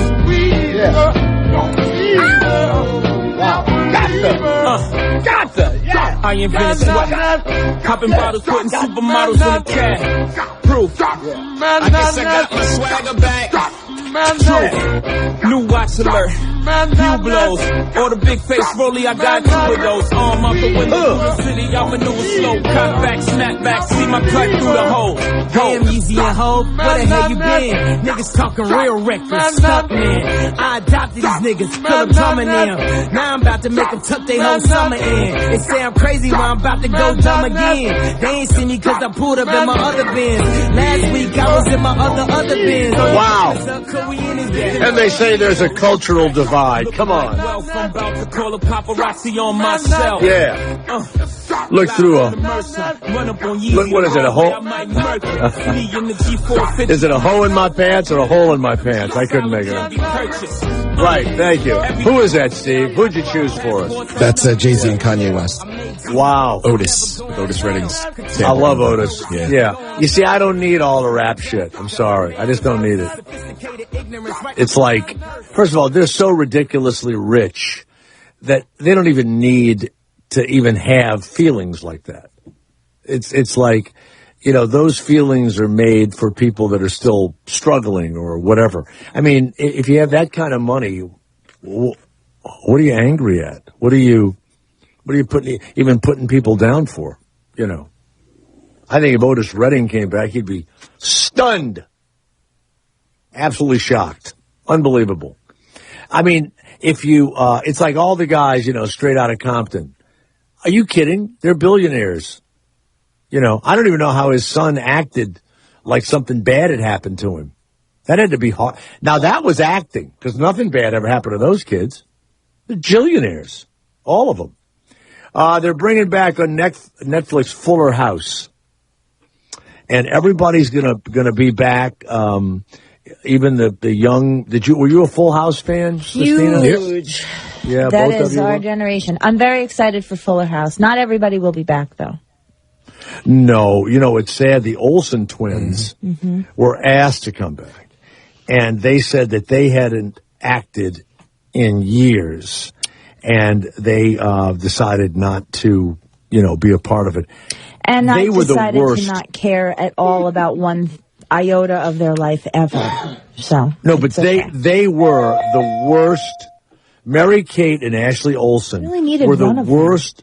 No, they were the worst child actors I ever saw, ever. I couldn't believe they even chose them. They were so terrible. Well, I've read and have seen, you know, the reason why they were chosen was because they were the only ones that weren't screaming, crying during auditions. And so that's what got them in the door faster. But I don't know. Because there's nothing up there. Hype. Yeah.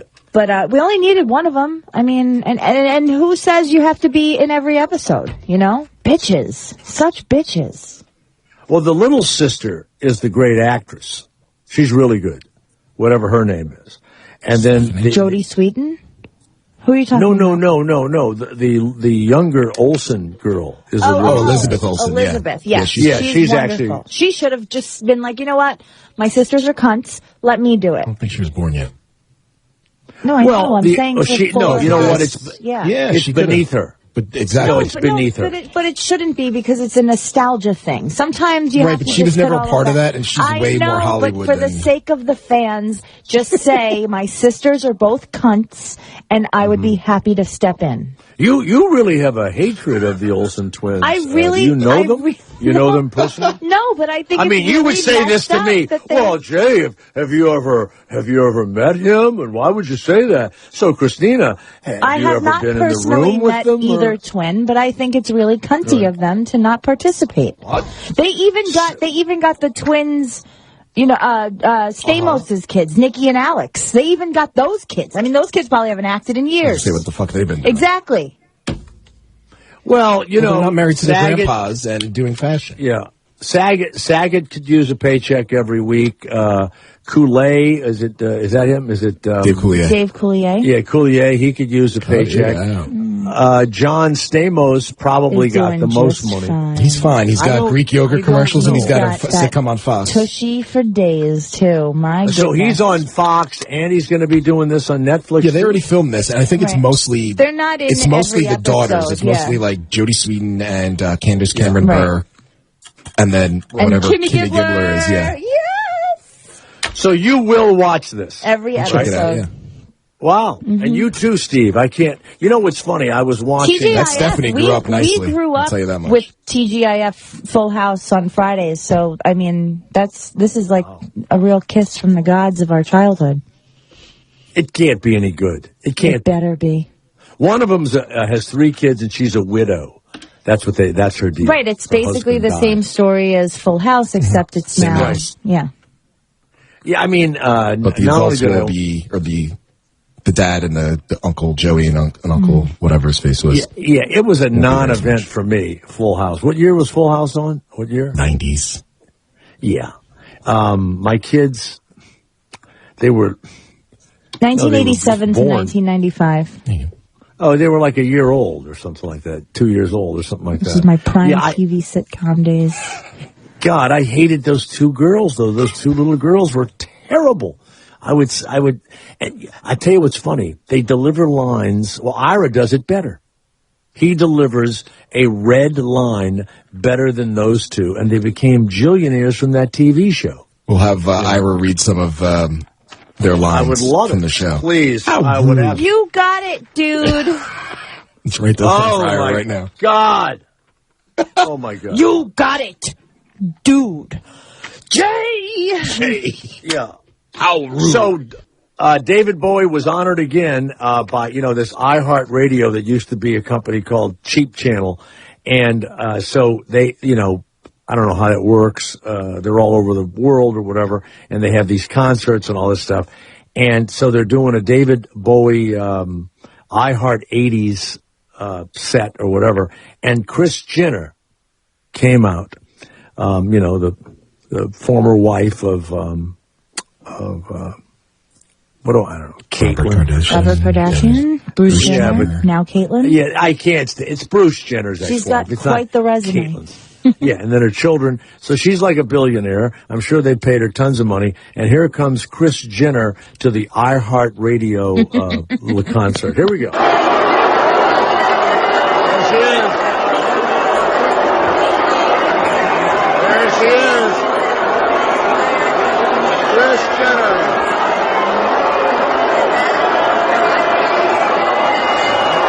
How's your boys?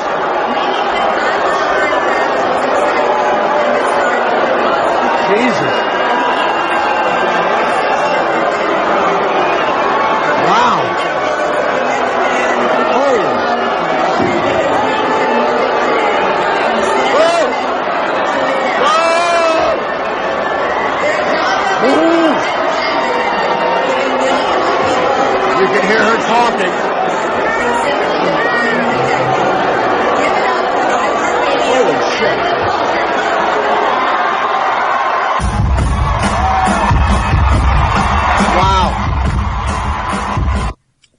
There was only one bigger boo that I ever heard in my life, and I was a DJ in Los Angeles in New York at a kind of a shitty top 40 station called 99X. It was at the height of Kiss's popularity, and we convinced this promoter. I went out to this giant stadium, huge place in Long Island. I don't know what that would have been, some auditorium or something that held thousands of people. They make me up like Kiss. They push me out in a steamer trunk. The lights go down. When they come back up, I come out of the box dressed as Kiss. Thousands of people go berserk. And then I do the thing that you all hate. Hey, everybody, it's me, Jay Thomas from 99X. Yeah. And the place, no, it was bad. And the cops had to, lock arms and shit. And I was giving away a trip to Puerto Rico or something, right? Which, you really just needed to go to Jones Beach on a hot Saturday afternoon. You didn't need to go all the way to Puerto Rico to enjoy Spanish and Puerto Rican foods, okay? And so everybody goes berserk. The manager of KISS was, apoplectic. And so they're booing and they're throwing shit and everything else. And so I say, okay, I tell you what, keep booing, and they're never coming out. And then they came out and stood on the side of the stage screaming and yelling. And finally, I got the crowd to cheer. I announced whatever the idiot was that won the stupid trip, to Puerto Rico. And we had to run out of the building and, get into a car and be taken away. And the sales manager was all upset and all that. But, man, that is a terrible boo that Kris Jenner got. That's like... But the funny thing about it is that everybody's always so hateful for the family and everything, but they just, it doesn't matter because they just keep turning out shit and people keep watching it and wanting it, so...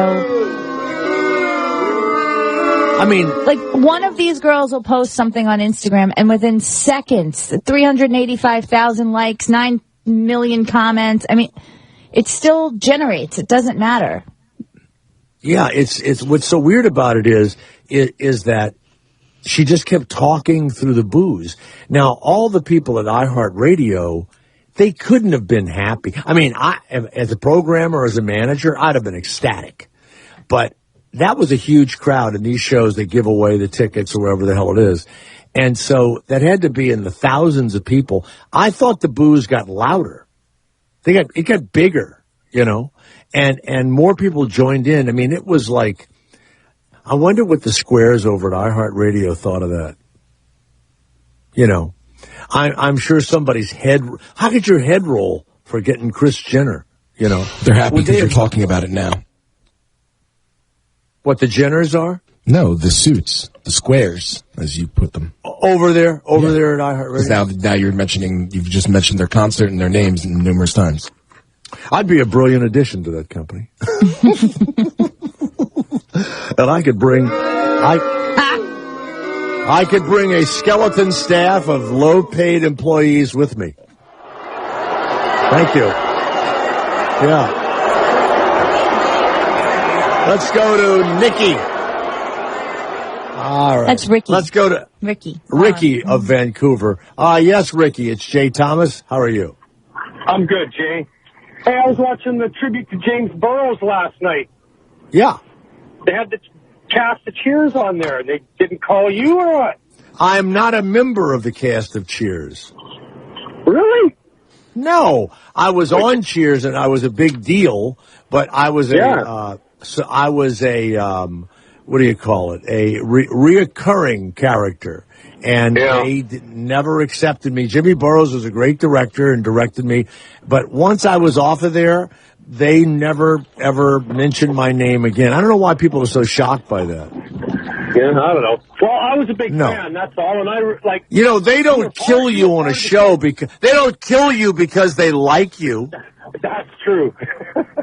I mean, people always go, hey, man, they killed you. I go, well, they don't kill you because they can't wait for you to come back next season. They kill you because it didn't work out for them. Yeah. Yeah. But, they mentioned you quite a bit in the show. Like, I know you didn't appear as much, but almost every episode they mentioned Eddie LeBac. Yeah, of course. Yeah, they did. Yeah.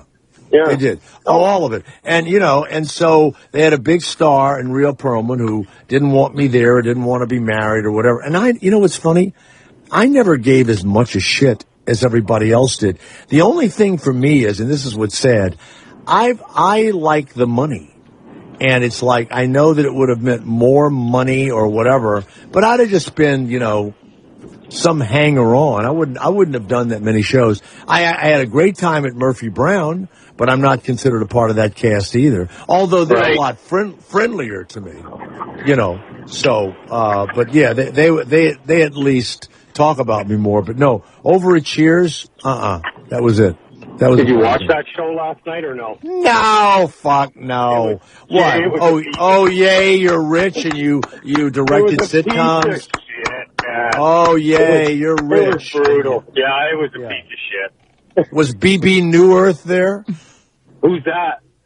What was her character? Lilith. Fraser's wife. No. Really? No. Oh. They did a whole Fraser thing, but it was just Kelsey there being interviewed on his own, and then, they showed a bunch of clips and all that stuff. But Kelsey was on the. Wait a minute. Hey, hold it. He was on the phone. No. They had a video. He was there. He was sitting like in a chair, being interviewed in a chair. There was a tape, right? Right. But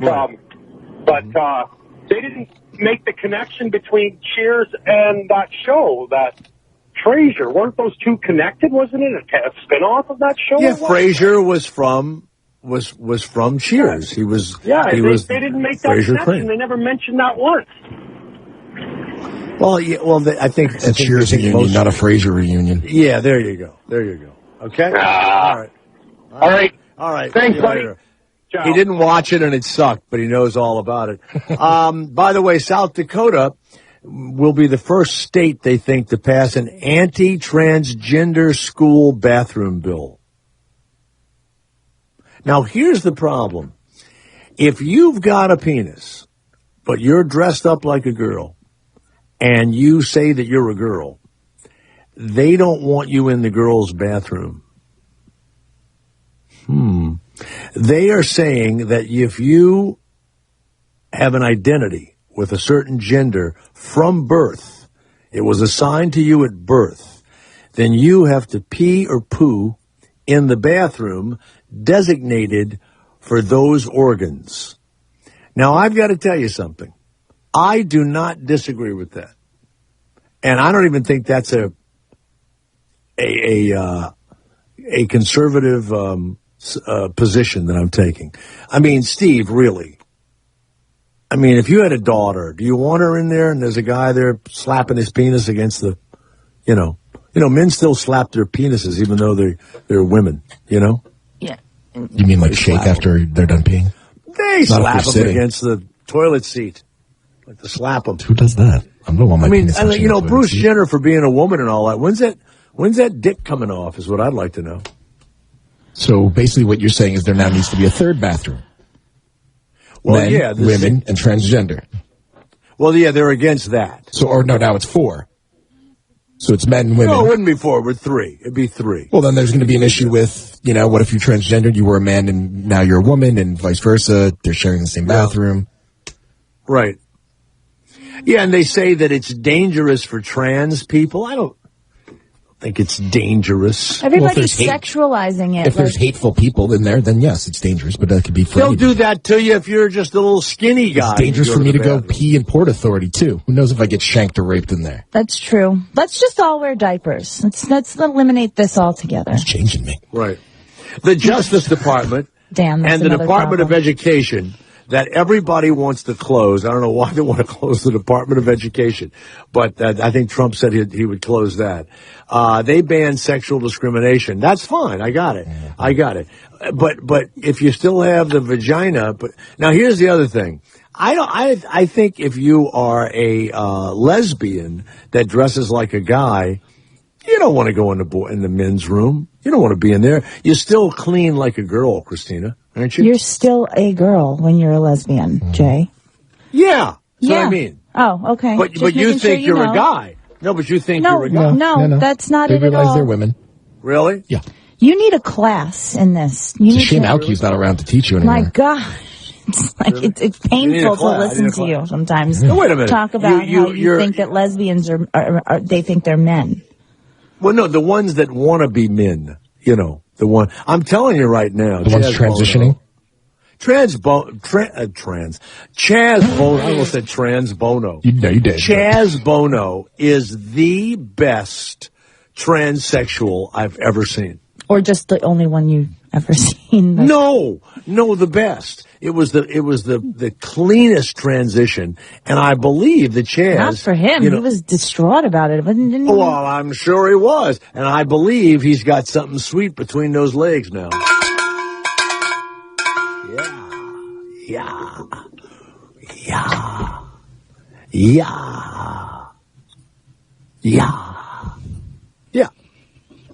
I don't know. Here we go. In Utah, there's a debate on whether tampons should be tax-free, Christina.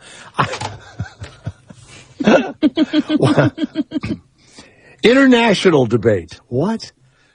Over whether tampons and other feminine hygiene products should be tax-free.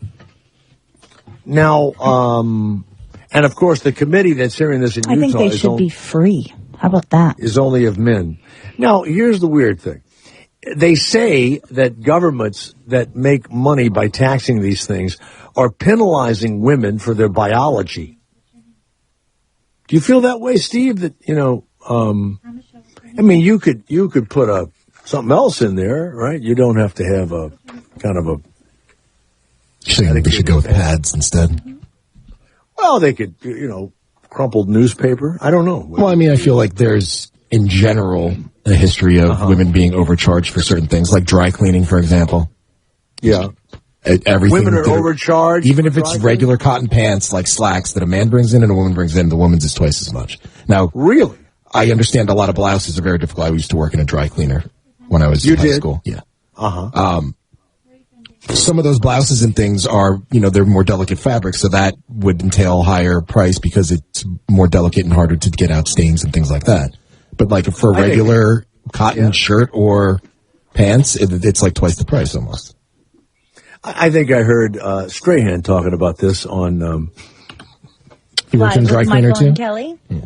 That's how he paid his way Kelly and Michael? I mean, I'm sitting there looking at him going, and then you leave there and fly out to the NFL or whatever. So, wow, I didn't know that about dry. I happened to have a really bad movie that I did. Get the hell out of here. That I played the dry cleaning king of New Jersey, Steve. It's out there somewhere. What's it called? Not Clean Sweep. I play the dry cleaning. It was actually written by a really good writer from Scotland, and he'd written this first. His first movie was at a guy who was adopted. Dirty Laundry in 1996. That's me. Dirty Laundry. It's awful. It's awful. Everybody wants it tonight. The woman that played my wife was nominated for an Academy Award for that movie. No. For another movie, and we used to have bets how many minutes she'd be in the trailer before she mentioned it.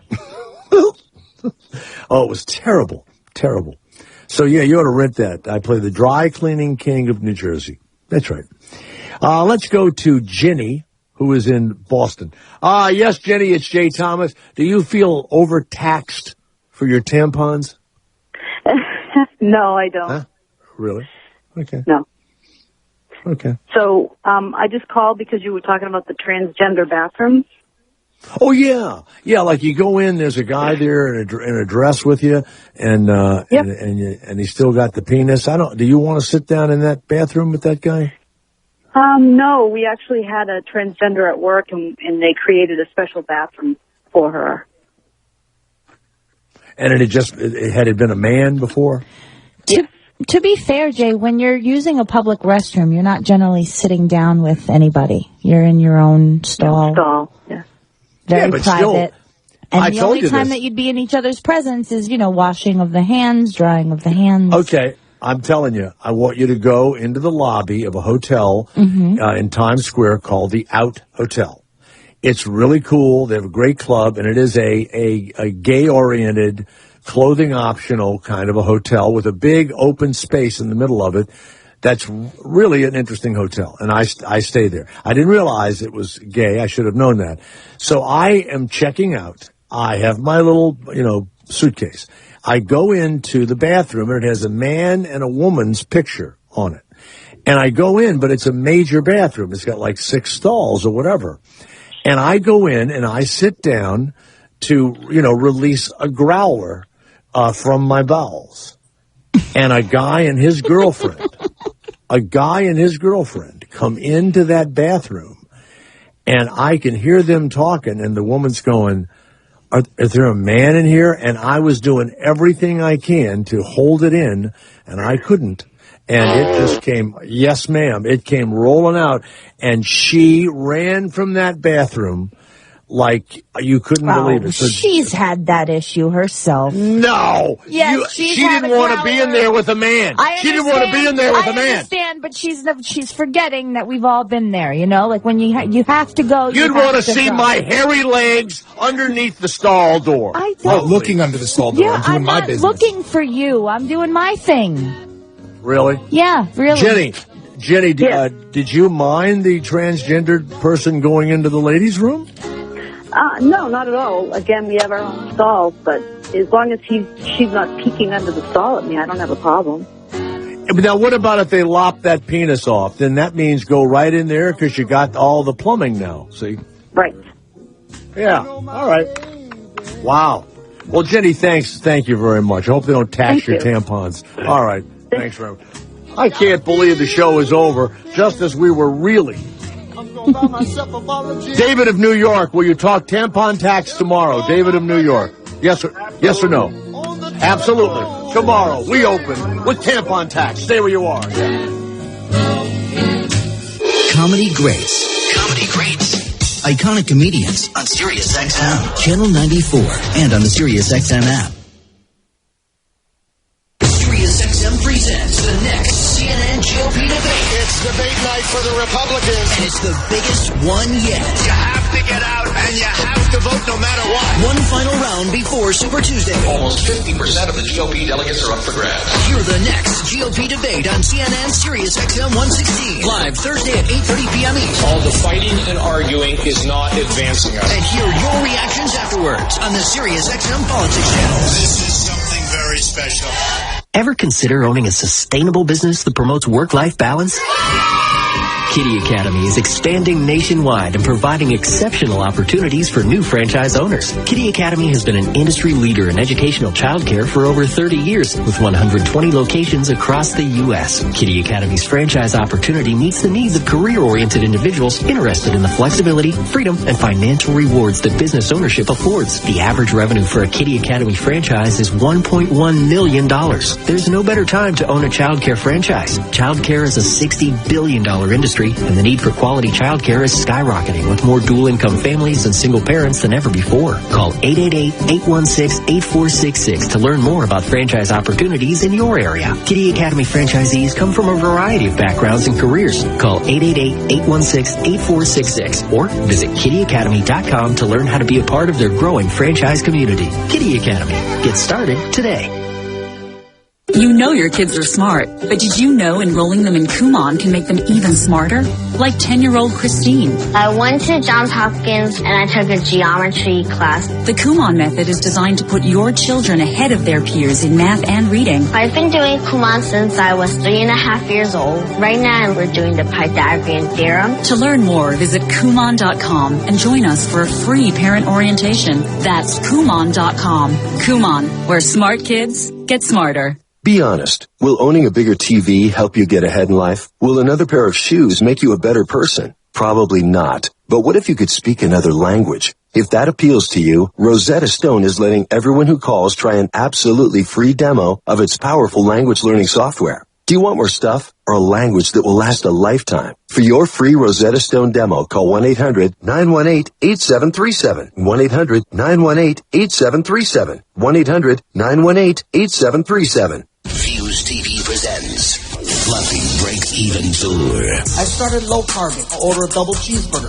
I won't eat the bread. I'll eat the meat, the cheese, the mayo, the mustard. And people go, the cholesterol's gonna kill you. Cholesterol's gonna take 10 years to kill me. Diabetes is gonna do it in 2. Right now, I'm winning by 8. For tour dates and information, go to fluffyguy.com. That's fluffyguy.com. Gabriel Iglesias, Fluffy Breaks Even Tour. Powered by SiriusXM. Comedy Greats on Sirius XM. Comedy Greats. iconic comedians on SiriusXM, Channel 94, and on the SiriusXM app.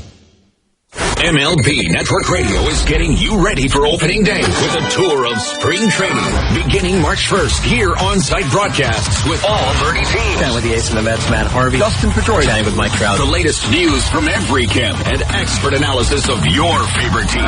It all starts March 1st at 5 p.m. Eastern with Casey Stern and Cliff Floyd in Arizona with the Diamondbacks. MLB Network Radio tours spring training. Sirius 209, XM 89, and the Sirius XM app. Michelle Tafoya here for Good Look Inc. Guys, April 15th is coming and only two things in life and hair loss. In fact, going bald and paying taxes have a lot in common. They're both annoying, they both gradually strip away something valuable, and they both leave you feeling kind of powerless. It's time to do something about it. Not the tax code, your head. Talk to Good Look Inc. and find out why people from all over the world go to GLI to get that clean, confident style the ladies love. I've personally seen it, felt it, and love the tight buzz looks of men who've had it done. There are no drugs, no surgery, and no maintenance. GLI's unique process transforms your head and your life in just one visit. Check out the photos at goodlookinc.com today, then schedule a free one-on-one consultation to start the process. And if you do get a tax refund, invest it in something worthwhile. You. Get the good life with Good Look Inc. Go to goodlookinc.com. That's goodlookinc.com. I started drinking when I was 13, and alcohol eventually led to cocaine, ecstasy, and meth. The result was multiple brushes with the law, a fed-up family, and bleeding ulcers so bad that I couldn't eat or sleep. I was a bright kid with a lot of potential, but drug addiction had taken away everything that I valued. Finally, my loving grandmother had enough and gave me an ultimatum: go to rehab or get out. And thank God she did. My life is so much better now. I'm a recovery advocate for the I Recover helpline, and I get to help people who are sick like I was. Alcohol and drug abuse destroys families, but there is a solution. I've seen firsthand how well I Recover works, and if you call now, we will pay for your flight to the newest I Recover treatment center in Palm Springs, California. My name is Thomas, and you can speak with me at 877-415-6764. That's 877-415-6764. Call 877-415-6764 or visit irecoverhelpline.com. That's irecoverhelpline.com. Discover up-and-coming comedians like Ron Funches on Raw Dog Comedy. Got to try some new things that I now love and enjoy, like iced coffees or white women. Those are both great things. Raw Dog Comedy, Sirius XM 99. Sirius XM Comedy Greats.